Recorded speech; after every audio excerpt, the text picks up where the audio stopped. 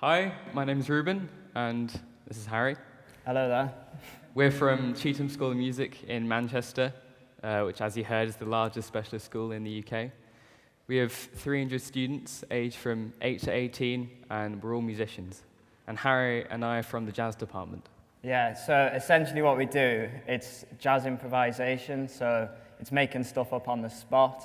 Like with classical music, you kind of play what you're told to do and express it in your own way. Well, this, we just kind of come up with it on the spot. So it's great fun. So we'll talk about that. And we're going to first play a piece that I wrote called Little Roseberry, which is named after a mountain in the northeast near where I live.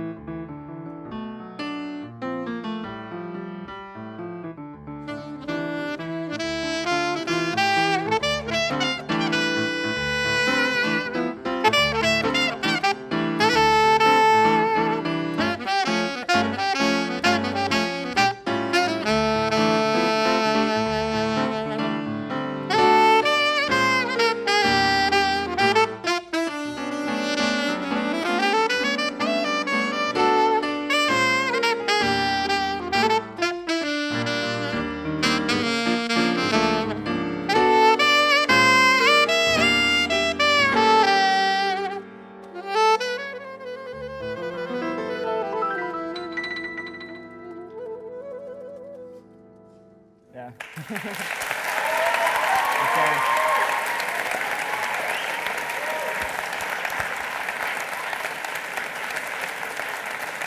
Thank you. Thanks. So essentially, what we did, we played the tune that I wrote and then just improvised upon the chord sequence which exists on that. And what we wanted to talk about really is how jazz links with conversation. Because with like classical music, you're told what to say, like you're given a script in a way, and then you express it in your own way, just like reading from a book. But with with jazz, it's like conversation. So someone says something to you, and you respond to it. Like, and the same with jazz, Reuben could play an idea, and I'd respond with something corresponding to that, maybe like, which I don't know, it might work. Or it depends on the situation anyway. So, and a lot of people say with jazz, like, I can't really do it, I don't know what to do. But who taught you to speak? I mean, you learn it as you go along.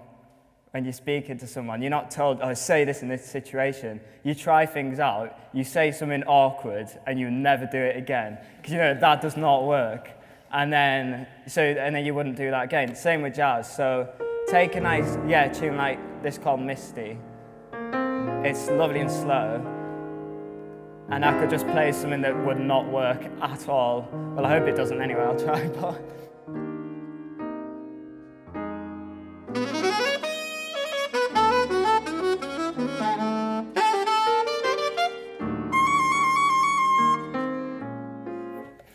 It's a bit weird, too awkward. Or you could do something which fits in the situation. So let's try that, see. I hope it works, but...